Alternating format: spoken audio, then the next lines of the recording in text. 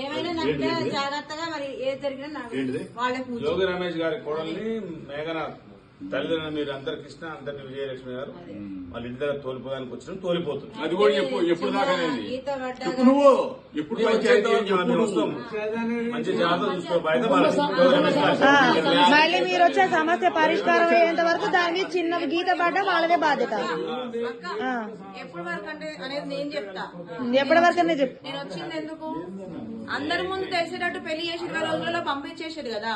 నా తప్పేం లేకుండా నేను నా మీద బ్లేమ్ వేసుకోను. అర్థమైందా? నా తప్పేం లేకుండా నేను బ్లేమ్ వేసుకోను. పెళ్లి చేసి 2 రాష్ట్రాలకు తెలిసేటట్టు పెళ్లి చేసి 20 రోజుల్లో పంపించారు. 20 రోజుల్లో పంపించారు.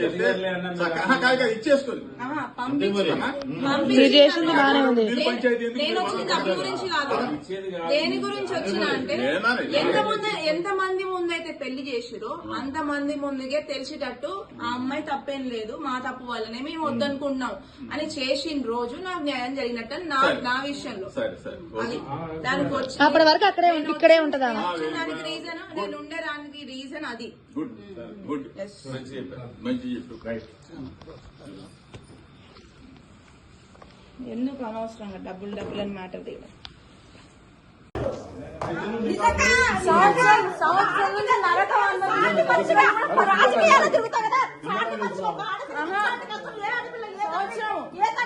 సంవత్సరం నుంచి కష్టపడుతున్నా. హాయిగా జిమ్కి వెళ్ళడం, తినడం, రావడము నాకు అయిపోయింది. చేసుకున్నా వదిలేసిన.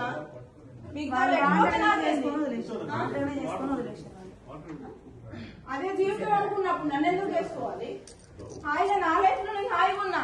డాడీ షాప్ కి వెళ్తున్నా, హాయిగా ఉన్నా. నాది హ్యాపీ లైఫ్.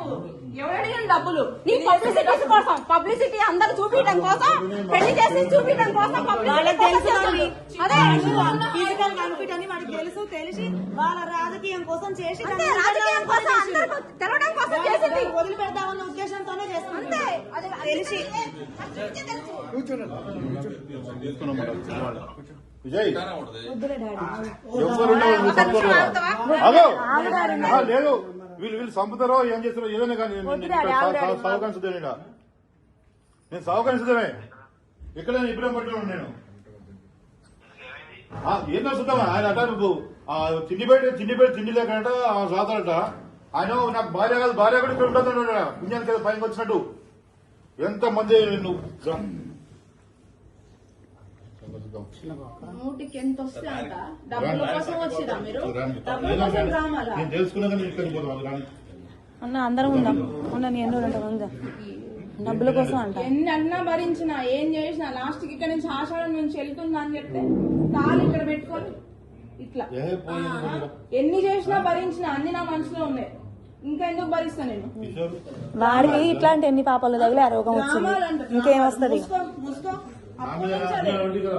పాప స్వామిని కాదు నేను అన్న నీకు కాదు ఎన్నోసార్లు పాపం ఆయన. నా లైఫ్ లో నేను హ్యాపీగా ఉండేదాన్ని తీసుకోవచ్చు. అదే కదా సంవత్సరం నుంచి ఇంటికి వచ్చి పిల్లల్ని ఇవన్నీ తీసుకొచ్చి నా పిల్లలకి పబ్లిసిటీ చేసి గొంతు కోసి అక్కడ కూర్చోబెట్టి ఇప్పుడు డబ్బుల కోసం మాట్లాడుతున్నారు. డబ్బుల కోసమా లేకపోతే ఇంకా తిండి పెడతా ఊకనే అందరు ఇంట్లో పని మనిషికి పెట్టినట్టు పెడతా. ఎంతమంది ఇంట్లో అందరు ఉంటారు, నువ్వు ఉంటావంటే మరి అందరు ఉండేటట్టే చేసింది పెళ్లి.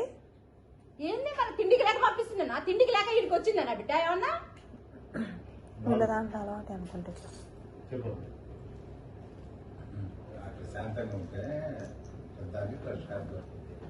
నేను ప్రతిసారి బిహేవియర్ సర్దుకుంది. నేను ప్రతిసారి ఇదే బిహేవియర్.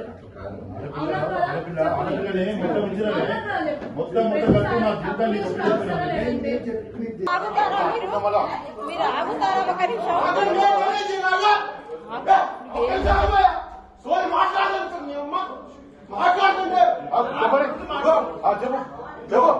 నీవే జరిగిన అన్యాయమే మేఘనా. కానీ నీకు దెబ్బ తగిలింది. నీ నొప్పి మాకు నొప్పి రాదు, గుర్తుపెట్టుకో. నీ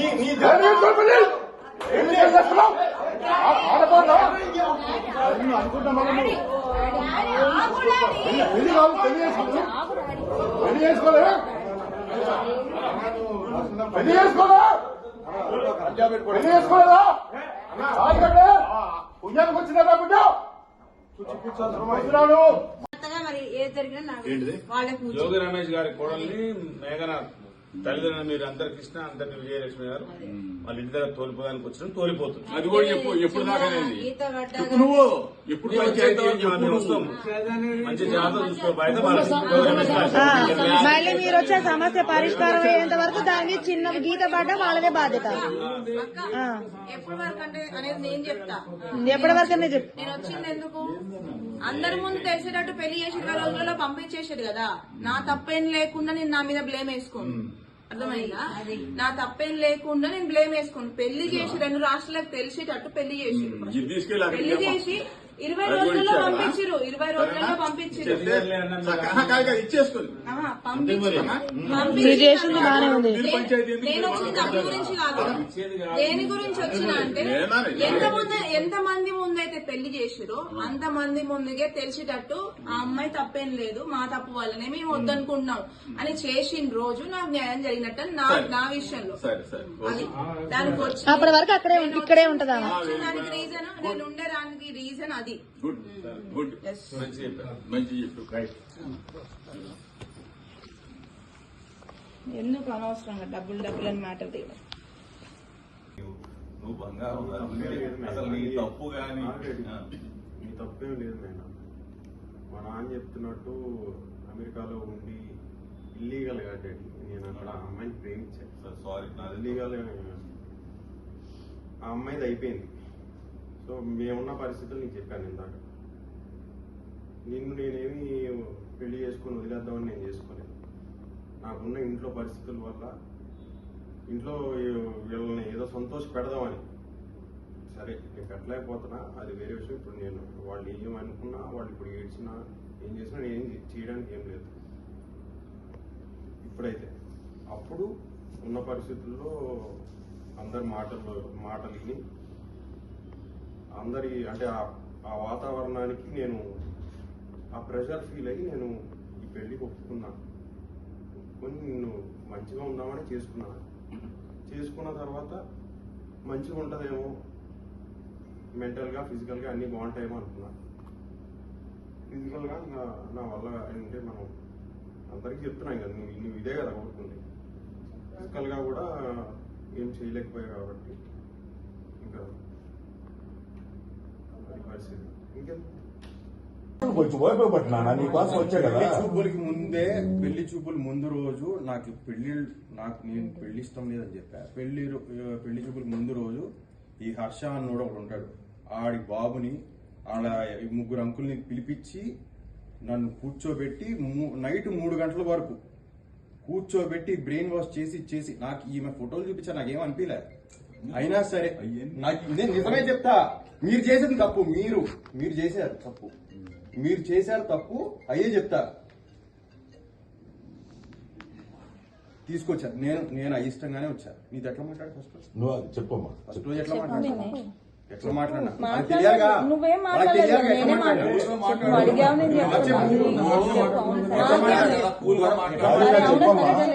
సరిగ్గా లేవు. ఫస్ట్ ఓన్లీ ఆ రోజే లేవు. అడుగుతున్నప్పుడు అది చెప్పు. ఆ రోజే లేవు. రాజు నీకు ఏమనిపించినా చెప్పు, నాన్న తప్పలేదు.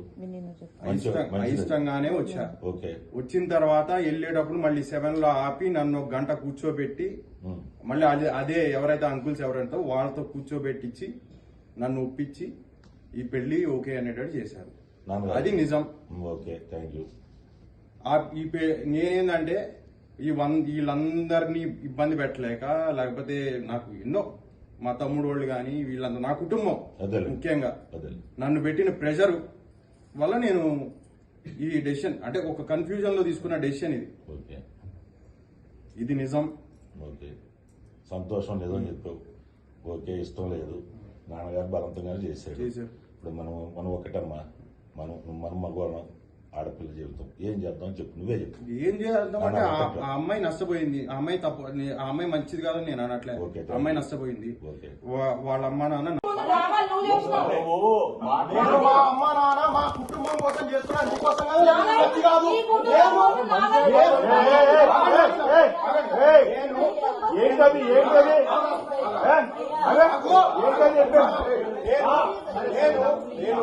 కాదు ఆమె ముఖం ఆమె ఫోటో చూసేనే వద్దు అని చెప్పా నేను నువ్వు 10 మందిని పిలిచి నన్ను బ్రెయిన్ వాష్ చేయించి తీసుకెళ్ళావా ఆమె దగ్గరికి నువ్వు నీలో తప్పైపోయిందా